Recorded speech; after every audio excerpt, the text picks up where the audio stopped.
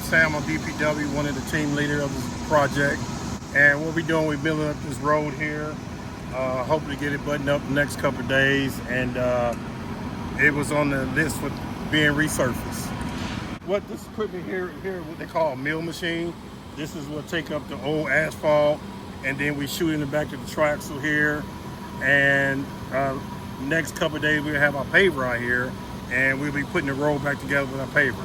So you got a mill machine, you got what they call a broom to get up to sweep up all the assets that we leave behind. Sounds like it doesn't really take all that long. Our turnaround is pretty good. We'll have it buttoned up the next couple of days. Sam, you're not a devil dog, are you? I'm a devil dog. 8 years in the Marine Corps, so yes. Yep, proud devil dog. How did you learn to do all this? I mean, how did you? Training. DPW sent you through training class and to learn the different equipment and the construction and the resurfacing of the streets. Yes, yeah.